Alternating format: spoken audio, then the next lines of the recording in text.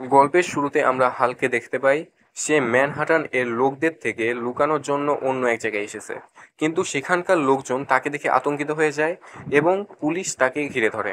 পুলিশরা হালকে বলছে, Hulk surrender করো, না হলে গুলি ছুড়বো। হাল্ক তাদের কথা শুনে বলে, হাল্ক গুলিকে ভয় পায় না। এই কথা বলে সে একটি ল্যাম্পপোস্টকে পুলিশদের দিকে ছুঁড়ে মারলো। এটি দেখে আশেপাশের লোকজন সবাই পালিয়ে গেল, শুধু একজন পালালো না।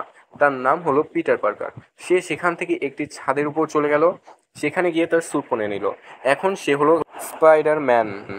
এরপরে আমরা দেখলাম হাল্ক তখন আবার পুলিশদের মারতে যাবে, তখন স্পাইডারম্যান হাল্কের চোখে জাল ছুঁড়ে মারলো। স্পাইডারম্যান ভাবছে এই জাল রাইনোকেও কয়েক ঘন্টার জন্য আটকে রেখেছিল। হাল্কে অন্তত পুলিশ এ থেকে মনোযোগ সরাতে পারবে। পুলিশরা সেই সময় বলছে এখন আমাদের দুইজনকে ধরার মতো সুযোগ এসেছে। এই সময় স্পাইডারম্যান তার স্পাইডার সেন্স দিয়ে বুঝে যায় পুলিশ এইবার তাকেও ধরতে যাচ্ছে। এরপর আমরা দেখি হাল্ক একটি গাড়ি নিয়ে স্পাইডারম্যানকে মারতে যাচ্ছে এবং বলছে এই বাগম্যান এখন হাল্কের শত্রু, আর হাল্কের শত্রুদের মূল্য দিতে হবে। তবে স্পাইডারম্যান সেই কারকে ধরে দিলে এরপরে স্পাইডারম্যান সুইং করে সেই জায়গা থেকে চলে যাচ্ছে। হাল্ক বলছে বাগম্যান সুইং করেছে, হাল্ক জাম্প করতে পারে। সেই বলে হাল্ক বড় একটা লাফ দিল। যখন স্পাইডারম্যানকে দেখতে পেল সে বলল আমি তোমাকে পেয়ে গেছি। স্পাইডারম্যান বলল প্রশ্নই ওঠে না, এই বলে আবার সুইং করলো।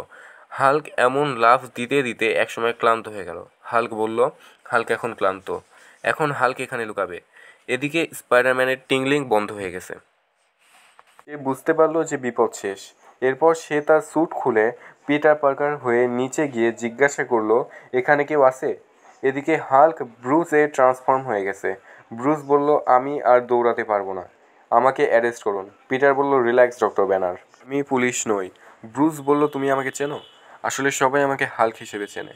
এই সময় পিটার বলল ঠান্ডা পড়তে পারে, আপনি আমার জ্যাকেটটি নিন। পিটার বলল আপনি এই শহর ছেড়ে চলে যান। ব্রুস বলল যেতে পারবো না, আমি আমার সব কিছু হারিয়েছি, এমনকি বাস ভাড়াটাও নেই। তখন পিটার তাকে $5 দিল এবং বলল আমি জানি এটি যথেষ্ট নয়, কিন্তু আমার কাছে এটুকুই আছে। ব্রুস বলল আমি তোমার শেষ ডলারটা নিতে পারবো না। পিটার বলল একসময় যখন আমার এই ডলার এর দরকার ছিল তখন কেউ আমাকে এটি দিয়ে সাহায্য করেছিল, এখন আমার সেই ঋণ শোধ করার সময় এসে গেছে। তখন ব্রুস সেই ডলার নিয়ে চলে যায়। এরপর কয়েক মাস কেটে যায় এবং বসন্তকাল চলে আসে। তখন ব্রুসের কাছে একটি ভালো চাকরি আছে, সে সময় কাটানোর জন্য ঘুরে বেড়াচ্ছে। এই সময় এক লোক তার কাছে আসে এবং বলে কিছু ডাকাত আমার পেনশন এর টাকা নিয়ে নিয়েছে। ব্রুস বলল দাঁড়ান, আমি পুলিশ ডাকছি। এ সময় ডাকাতগুলো ব্রুসকে ঘিরে ফেলে এবং তার কাছ থেকে টাকা নিতে চায়।